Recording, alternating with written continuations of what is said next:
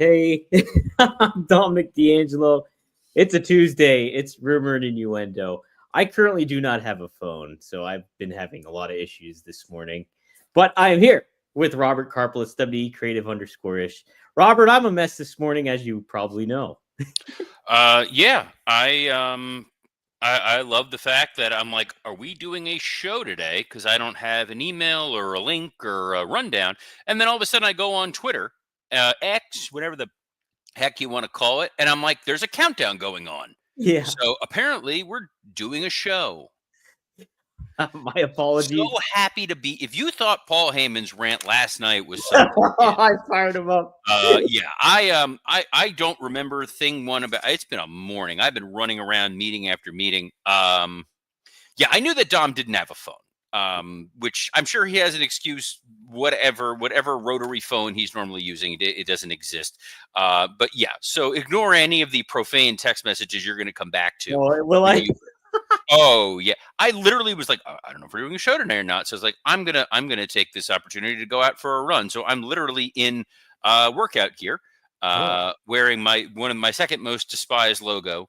I wear this to fuel my hate fire oh, yeah. for an organization who I'm so like. Let's go Leafs. Hey, Yeah, Toronto. I'm Hey, a dude. bitter old man. We'll say hi to some of the folks who are joining us live before we get into whatever the blue moon we're going to talk about here today. E says past two shows Bluey was mentioned. What is a Bluey? Nickname for Blue Meanie or the Blues Clues dog. Ooh, Bluey is a wonderful children's television show that airs on Disney and Disney Junior about a family of dogs. Their daughter Bluey is the main character, and it is a delightful children's show. But speaking of Blue, yes. we're gonna do this. We're transitioning from Oh, Bluey. oh, yes. Yeah. Yes, have better sex with Blue Chew. Oh, God, I'm going to hell. Blue Chew is the original brand offering chewable tablets. These erection enhancing tablets help men achieve stronger, harder, and longer lasting erections for sexual activity. Blue Chew is putting its money where its mouth is and offering you a month free. Process is simple. Sign up at bluechew.com, consult with one of their licensed medical providers, and once you're approved, you'll receive your prescription within days. Blue Chew tablets are made in the USA and prepared and shipped directly to your door. You can take them anytime, day or night, so you can plan ahead or be ready whenever an opportunity arises. Best part, it's all done online. No visits to the doctor's office, no awkward conversations, and no waiting in line at the pharmacy. Bluey the dog is blue, and if there's a part of your body that's blue and you want to take care of it, make your life easier by getting harder and discover your options at bluechew.com. We've got a special deal for our listeners. Try your first month of Blue Chew free. Visit bluechew.com for more details and important safety information. And we thank Blue Chew for sponsoring this episode that may not be airing of Rumor and Innuendo. Johnny Disco hitting us with a let's go with a lot of Pat McAfee O's. Ooh. Alt Jake says, happy Tuesday, R&Iers. Devin Dowling says, I was watching Dr. Phil. A husband is cheating on his wife with a transgender woman. Glad R&I started. Feels like Vince Russo's booking that show. Dre Owens, hello, R&I. Heyman was cooking on the mic last night. It's why he was so tan. It literally glazed his skin. Yes. Anyway, Dom, I'm sure there's like 50 more people we can say hi to. We got stuff to get to. We got things going on. We got stuff to jump to as soon as this. I'm assuming Blue Chew was even the sponsor. I haven't had a chance to look at the. I just got another email from you. Oh, yes. I'm sorry, I don't have a working phone right now. Dom, you are the best in the business. Hey, it's the best in the business. Paul Heyman. He confronted Jey Uso to kick off Raw. And he went on quite the diatribe and explained his reasoning as to exactly why he betrayed Roman Reigns and his best friend, CM Punk. And then issued the challenge. Seth Rollins wants that world title, and Jey Uso took the bait and accepted that challenge for tonight in Omaha, Nebraska. You just say Omaha? Omaha. Hooah. Look. What'd you think of that, Robert? That we both did. Hooah. It means we've been working together too long, Dom. Heyman,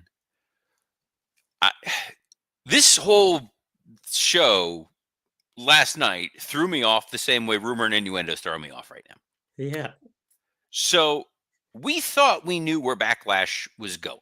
Mm-hmm. Backlash those of you who are unaware, is this Saturday. Yes. And we sat here last week, yesterday, saying, well, it's clear we're going to be building to a Seth Rollins, Sami Zayn match. It's clear we're going to be getting a Logan Paul, Jey Uso world title match. Yep. This Tuesday morning, neither of those seem to be matches that are happening on Backlash. I'm going to double check on the old Wikipedia. This is what people tune in for, to watch people Googling. Yes.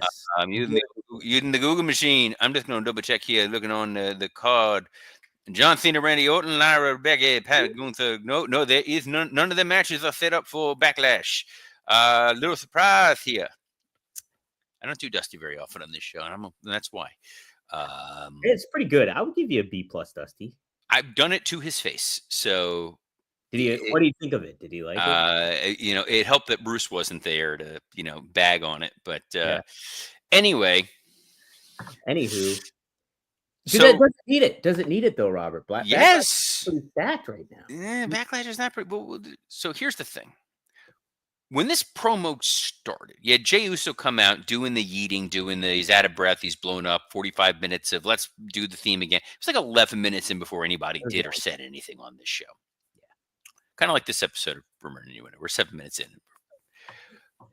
So I'm thinking, this is odd. Logan Paul is going to come out. We're going to set up this. And then Paul comes out. And I'm going, ooh, that's kind of interesting. We're setting up. Here's what's going to happen now. Here's where we're getting in a couple months. Love the foreshadowing. And Paul's promo does all the roundabout stuff that we fully said we were going to get. We said we were going to get this when Seth cut this promo before Paul Heyman even turned. The Why I Did It manifesto. We got the Why I Did It manifesto to Jey Uso, who was standing there like Io Sky in that triple threat where he's like, well, I'm here too.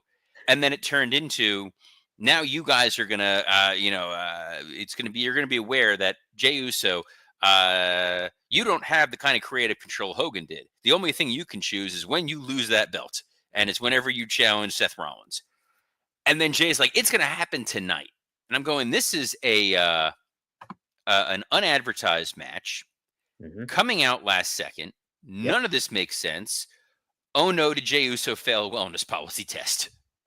Literally the first thought I had. Wow. Hypothetically, theoretically, maybe. Not that I'm thinking of anybody in particular, but way back in the year 2006, I was on vacation in Europe, and a world champion who happened to have had 2 world titles was operating a vehicle with another individual who was suicidal, homicidal, and genocidal, got pulled over for it. And the next thing you know, we had to take 2 titles off of him very, very quickly. And ever since, whoever that individual is, not saying who, not saying what effing show he was on, but I started getting that vibe here of, boy, we're really going for this. We're giving a world title match away unadvertised. And I get it. You're up against the NBA playoffs. NBA playoffs are huge. Those are big. Everyone across the world's talking about it. You're also up against the NHL playoffs. No one gives a damn about hockey. Hockey is stupid, especially one of the teams that was playing last night, who only managed to put 4 goals on the board instead of 5. Let's go Leafs. That being said, I had a bad feeling about this at first, and then I'm thinking, oh, this may lead to some sort of outside interference. That's interesting. Yeah, it was interesting. I thought the confrontation between Heyman and Jey Uso, I thought elevated Jey a little bit. I liked that it made him feel on the level of a Roman Reigns and a CM Punk and stuff like that. It gave that visual and that thing. So I liked it. And I thought the payoff was ultimately good for like a program of Raw that's trying to catch some eyes during the NBA playoffs.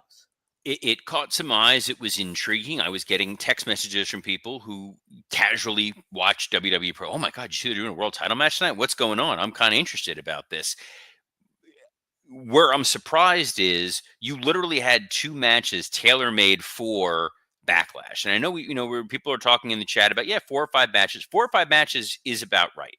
But when you look at this 5-match card, John Cena, Randy Orton obviously is your unquestioned main event. Makes total sense. Love it. All sold American style.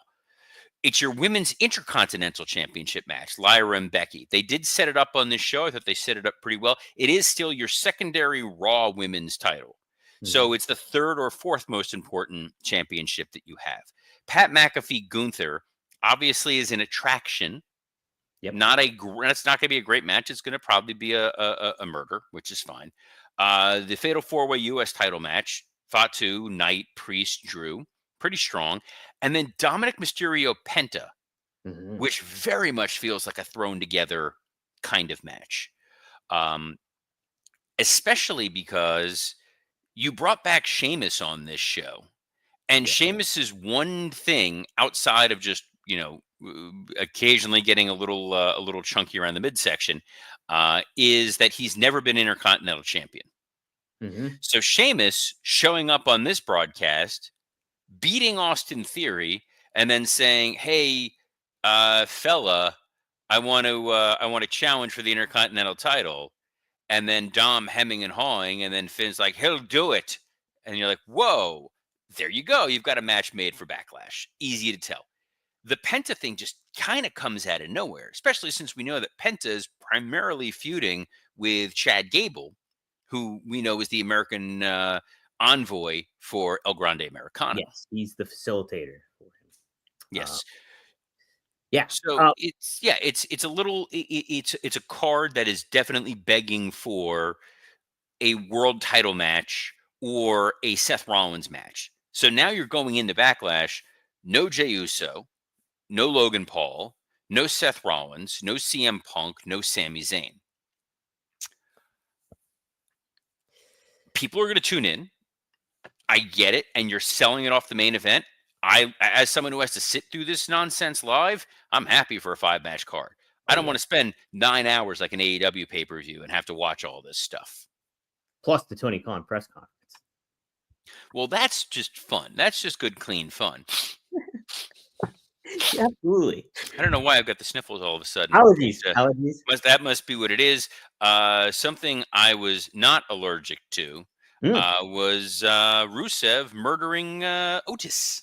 Yeah. Did you like that setup and what they're kind of doing? Michael Cole kind of teasing that idea that Rusev is doing reclamation projects with talent. Could we see this be a shift for Otis as well? It's kind of where I thought this was going last week when you saw that Rusev promo as the Redeemer, which was very much the Miro character. And I saw people are like, all they're doing is taking their AEW character. Yeah, that's why you go and learn a new hold. Yeah, that's why you leave one company where it's not working for you. You go someplace else. You develop a different gear, and then they decide to bring you back. So the idea that the Rusev character was about, breaking people and Rusev Day. And then it was this idea that he fell into an abyss and he's redeemed himself and now he wants to redeem others is interesting. It's a way to rehabilitate an Otis character by having him get destroyed and then he comes back different. It's sort of the other half of the carrying cross coin that we've seen of the guy getting into people's ears. What's insane is the guy whose ear he got into carrying cross was AJ Styles. And then you had AJ challenging Dom. Yeah. But we're not getting to, we're getting the Penta. Something has gone amiss in this, between when this show first got laid out and when it went on the air, this feels a little bit like Vince McMahon ripped up paperwork. I don't know if maybe Logan Paul was unavailable for the pay-per-view or the PLE, and that's why this had to get changed. There's a lot of questions that I have going on. Answers that we got last night were whether or not Lyra Valkyria can talk in the microphone. Yeah, I thought she did a pretty good job. What did you think, though, Robert? This was the best Lyra promo we've gotten. I thought that Becky was okay, but a little generic. Oh, Jesus. Sorry. My Google turned on. And I just jumped 10 feet in the air because, again, outside of me and the dog, there's no one in the house. And then you hear somebody just talking to you from a foot away. Artie? Like, I didn't think he had a female voice, but maybe the doctors were wrong. Bluey. I hate you, Dom. I hate you so very much. Anyway, I thought Lyra gave the most impassioned promo that she could. Becky talking about like recycling was weird, and it's like Becky's leapfrogging this to get to a Bailey feud, which is fine. Yeah, yeah, and like she was making references at the Raw after whatever it's called, something after Raw, that show after Raw, and she was throwing some digs. It was some good stuff. She was saying Bailey's been paying $100 a month to call her best friend and stuff like that, teasing about Mercedes Moné. Oh, so this is interesting. Mm-hmm. Robert Mader, and I Yes. just saw this online, just wrote, not sure if you guys saw, but WWE uploaded a video on YouTube of Logan Paul pretending to be a fan with a hood on, and he punched Jey Uso in the face when he was shaking hands with fans after Raw. Yeah, they did do that. I didn't see this. I love this. Oh, Again, yeah. I went to bed after Raw ended at like 10:40, and for a 92-year-old man like me, that is late at night. Mm-hmm. That is, and I went to sleep. And I would have known about this morning if I had a co-host who sent run sheets. But unfortunately, his 1-800-COLLECT Cricket wireless device, it's not there. I had no Carrot Top to help sponsor me, so I would have loved a little carrot. Actually, I don't like Carrot Top. So there, I don't. He annoys the hell out of me. Main event of Raw featured another somewhat annoying ginger, Sami Zayn. He was annoying to Seth and Braun Breaker, and then they just kept murdering each other, which was wonderful. Did you think that maybe Sami should have taken the week off after the beatdown he got last week? I felt he should have. He came out bandaged up. He wasn't 100%.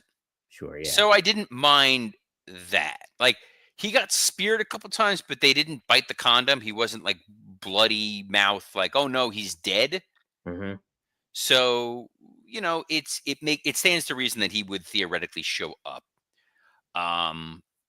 Punk coming back and standing tall. It's like, well, now you just kind of leapfrog Sami. Yeah, a little bit. But it set the fans home happy after a world title match that did not end in a definitive result, so to speak. So made sense in that regard. But yeah, as far as what else do I want to ask about here on Raw that went down? I don't know. My notes are not on the device that I'm on at the moment, since I wasn't sure we were doing a show. Yes. Kidding. Best co-host in all of podcasting. Well, you mentioned the Io Sky and her kind of not taking a back seat here. Oh, they made her look like an idiot. Yeah. Shaking rocks. Like, you just had physicality last week, and you're gonna shake my hand. Like, I hate that bit. It makes you look stupid. It's weird. Like, wrestlers who pay attention to wrestling within the confines of their universe, I respect a lot more. Like Kevin Owens. We saw what happened. Drew has kind of adopted that mantle of guy who pays attention to wrestling. Oh, that's true. Yes, he has. Hey, were you paying attention to what Pat McAfee had to say to Gunther? Did you like that segment? It was fine. The idea of like, okay, there's no physicality and we're just going to talk. And then Gunther's like, I'm not going to do anything. It's like, well, then why am I watching the segment? But that's beside the point. Yeah, Pat reiterating the Walter of it all, and that you've gotten complacent and you've gotten lazy. It's something. I don't think you really needed it. I think you already kind of had all the ammunition possible. And I think that you could have done a situation where you don't even bring Gunther to the arena. You have Gunther remote, and Adam Pearce, like, I don't even want you in the building. I don't want to. I'm giving you this match hesitantly, but I'm not going to let you into the building beforehand to even jeopardize it. And then it's just Gunther dressing down Pat McAfee. Yeah. This ring is sacred. This ring is holy. You are an NFL washout. You are a blathering head. You are not a professional wrestler. You do not belong in that ring. Just like you and Michael Cole do not belong on commentary to be able to be deserving of talking about my matches. That's all you needed. And I think that's all we need. Is there anything else on the roster for this show today, Dom? Just a little note. Nothing. Okay, well, a quick note, and then we'll wrap it up here. What's the quick note? Yes. According to Brian Alvarez, Oh, there. jeez. This is what happens when I don't quality control this, guys. It's not Sean. If it's not Sean Ross, that but dang, it's Brian Alvarez here. We're Oh, going to talk about all the exciting news and rumor and Innuendo. Robert, I was gonna ask if you had a Brian Alvarez impression too. Of That's course I great. do. I've been on Observer before Yeah. as a guest. And obviously he hosts a show with Lance Storm, who is a good friend of mine. But yes, I absolutely have a Brian one. And then there was the other guy, Vinny. Vinny. Oh yeah. Anyway, good people. What do they have to say? Well, he happened to make mention about Ronda Rousey. He says WWE still wants to do something with Ronda Rousey. Shayna Baszler obviously retired Ronda Rousey, or at least her last match in WWE. So I could not say that there's no chance we'll never see Shayna Baszler again. I cannot say we'll never see Shayna again because if WWE makes a deal with Ronda and Ronda wants Shayna back, she'll be back.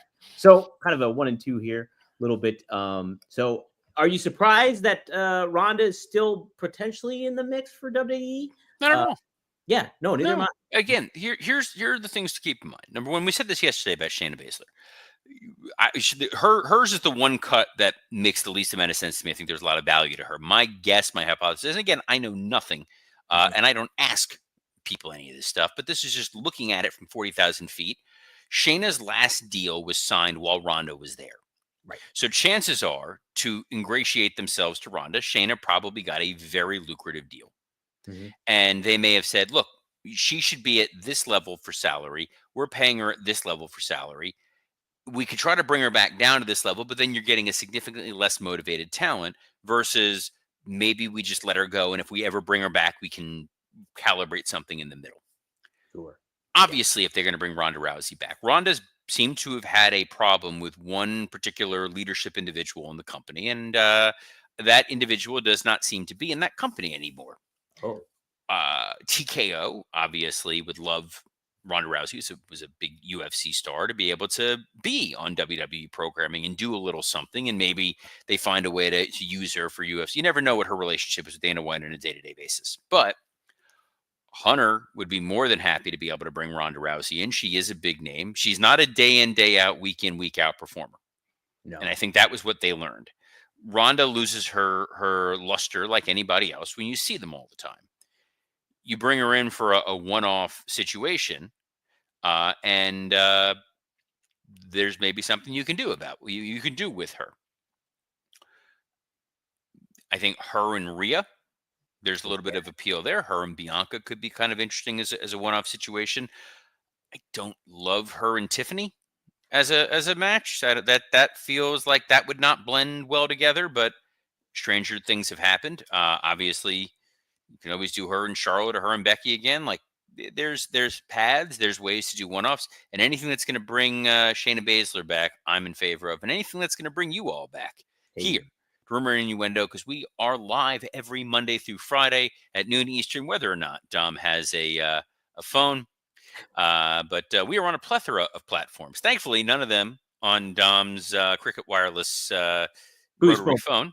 You can Boost Mobile. There you go. But you can catch the streaming live on X on the WWE Creative_ish X account, the at Dominic D'Angelo X account, the at SE Scoops X account, or on YouTube on Rumor and Innuendo, Working Stiff, and ad-free shows. So on behalf of what Ron Ward in the comments called Little Mikey from Mike Tyson's Punch-Out, Dominic D'Angelo, I'm Robert Karpelis. Best of luck in your future endeavors. Hey, Robert, call me.